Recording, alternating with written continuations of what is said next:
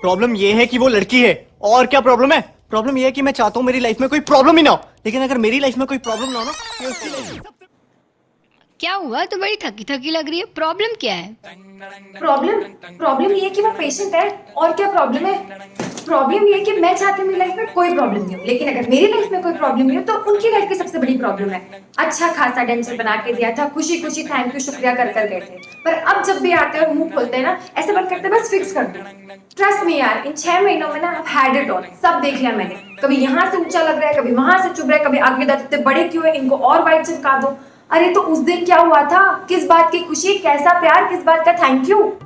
Dentistry का ना तो मतलब ही होता है to put a dent to your own happiness. उसके बाद all you have to worry about is college के एग्जाम्स, कॉलेज के प्रैक्टिकल्स, कॉलेज का वाइवा, कॉलेज के फेस्टिवल्स जो कभी तुम्हारे घर के भी हुआ करते थे। इन पेशेंट्स को ना कोई खुश नहीं कर सकता। A happy patient is a myth. और पेशेंट्स क्या, तो इन दुनिया वालों को ही देख ले। जब कुछ नहीं बने थे तो तुम तो फालतू हो, तुम तो नकारा हो, तुम तो नालायक हो, और अब जब डेंटिस्ट बन रहे हैं, ओहो तुम तो डेंटिस्ट बन रहे हो, हमें तो डॉक्टर चाहिए था। डेंटिस्ट डॉक्टर थोड़ी होते हैं। एक्चुअली ना ये सब दोष एक career counsellors, motivational speakers, articles, इन सब का है। एक बच्चे को डॉक्टर बनना था, उसने अपना पैशन फॉलो किया, 11th 12th में बायो लिया, मेहनत की और कॉलेज में पहुंच गया। इसके आगे की कहानी कोई नहीं बताता। इसके आगे की कहानी मैं बताती हूँ। नया नया कॉलेज में पहुंचा, आगे रह के बैचमेट से बात नहीं की, एटीट्यूड ब्रो, आगे रह के बात कर ली, तुम तो चेप हो रहे हो, इतना थोड़ी करना होता है। और बाद में जब पेशेंट्स बनने लगते हैं तो पेशेंट खुद की मर्जी से 4-5 दिन के लिए नहीं है तो कोई प्रॉब्लम नहीं है, पर तुमने पेशेंट को 5 मिनट वेट करवा दिया तो बस फिर ऊपर से साला ये शॉपिंग खत्म नहीं होती हमारी। पहले प्रोस्थो का सामान आया, फिर पेरियो के स्केलर्स आए, फिर प्रोस्थो और पेरियो खत्म हुआ तो कॉन्स का सामान आया, ऑर्थो का सामान आया। साला इतना स्टेनलेस स्टील हो गया मेरे घर पे कि बाहर जाके बेचूं ना तो 3-4 घर के बर्तन बन जाए, और ये इंस्ट्रूमेंट्स को इकट्ठा बेचूं तो इन्हीं बर्तनों में जी भर के खा लूं। ऊपर से ये कॉलेज का सीन समझ नहीं आता। जो चीज पेशेंट करवाने आया है वो करवा के जाएगा नहीं। 2 दिन से पेशेंट आ रहा है, फिलिंग करवानी है, 5 घंटा कॉलेज में घुमाएंगे, स्केलिंग करवा के भेज देंगे। 2 हफ्ते बाद फिर पेशेंट आएगा, फिलिंग करानी है। और घर वाले, स्पेशली माँ, कॉलेज में हूँ, पेशेंट कर रही हूँ, माँ का फोन आ जाएगा, मैं भी फोन उठा के बोल देती हूँ कि माँ पेशेंट कर रही हूँ, बात नहीं कर पाऊंगी। कितना मुश्किल है समझना, पर नहीं, माँ 2 मिनट बात कर लेगी तो क्या हो जाएगा?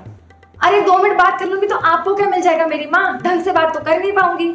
सबसे ज्यादा दिमाग का दही ना तो इस मोबाइल फोन ने करके रखा है, कतई घटिया इन्वेंशन है। ऊपर से ये companies Jio to Jio free, Airtel से अनलिमिटेड सभी नेटवर्क पर फ्री, और बात करो, और इसी चीज का फायदा उठाते रिश्तेदार।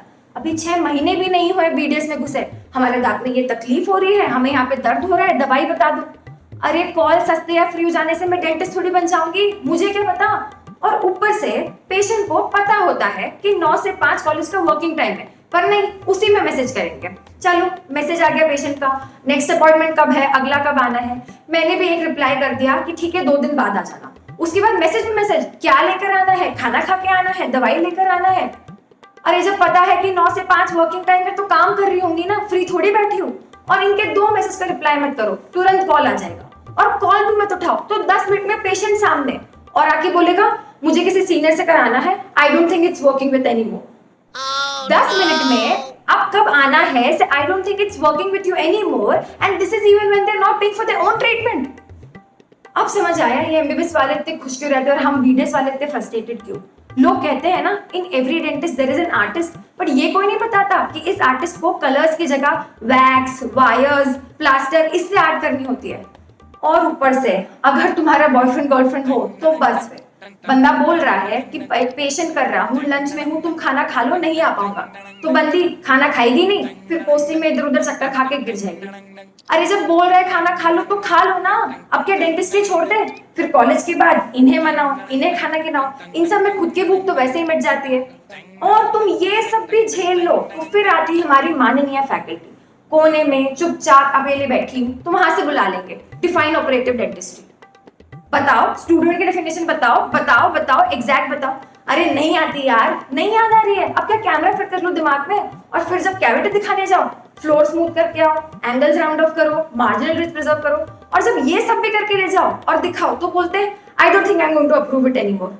मैं बता रही हूँ ये फैकल्टी के साथ ना तुम कभी कुछ डिस्कस नहीं कर सकते, because they call it a discussion, but any discussion with the faculty is an argument. और आर्ग्यूमेंट में तो बॉस इनसे कोई जीत ही नहीं सकता। और एक तो आज की बात पे आर्ग्यूमेंट आज खत्म हो गई नहीं, आज की बात का गुस्सा निकलेगा 2 महीने बाद वाइवा में। यहाँ साला ये याद नहीं रहता कि 2 दिन पहले क्या हुआ था। और ये सब भी तुम निपटा लो, फिर आते हैं सीनियर्स।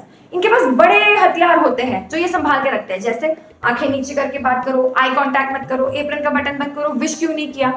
तुम कभी कोशिश कर लो इनके सामने कोई बात सही साबित करने की, तुम्हें लगे रहा होगा कि इस पॉइंट पर तुम्हारी बात सही साबित कर जाएगी, तभी वहां से आवाज आएगी आंखें नीची कर। तुमने ध्यान भी नहीं दिया होगा, पर तुम्हारी ये नादान सी आंखें कब उनके साथ आई कांटेक्ट कर रही होंगी, and the whole argument will flush down the gutter. और मुद्दा ये रह जाएगा, how dare you did I contact with me. अरे किसने बनाया ये रूल, किसने? अब क्या जमीन पे देख के बात करूं? बीच आर्गुमेंट में वो तुम्हें थप्पड़ मार दे, जूता फेंक के मार दे तो कोई बात नहीं, पर तुमने अगर जरा सा आई कांटेक्ट कर लिया तो सारी आर्गुमेंट चल जाएगी कटर में, वो सही और तुम गलत। डेंटल में ना तो ये सारे इंस्ट्रूमेंट्स कोई भी ले लो, एंडोमोटर, एरोटर, प्रोस्टोकोमेटर, सब एक आवाज करते हैं, क्योंकि ये भी तुम्हें चेतावनी दे रहे होते भाग लो बेटा कटने वाला है। और कसम से कुछ बैचमेट्स ये अलग ही होते हैं, खुद तुम्हारे पास आएंगे चुगली करने। और यही सेम चीज अगर मैं कर दूं, मैं बोल दूं तुम्हारे पेशेंट की बुराई कर दूं, कैसा है क्या है, तो मुझे बोलेंगे अच्छा अब तू बताएगी, खुद के पेशेंट को देख ले, why don't you mind your own business. It's ridiculous यार। हेलो, हाय, कैसा है? अच्छा तुझे बीटीएस में एडमिशन लेना है? अरे हाँ हाँ हाँ, बहुत अच्छा करियर ऑप्शन है, बिल्कुल टाइम सेट है यार, बिल्कुल करना चाहिए। हाँ हाँ हाँ हाँ हाँ हाँ, बहुत मजा आएगा। हाँ हाँ एकदम सेट है।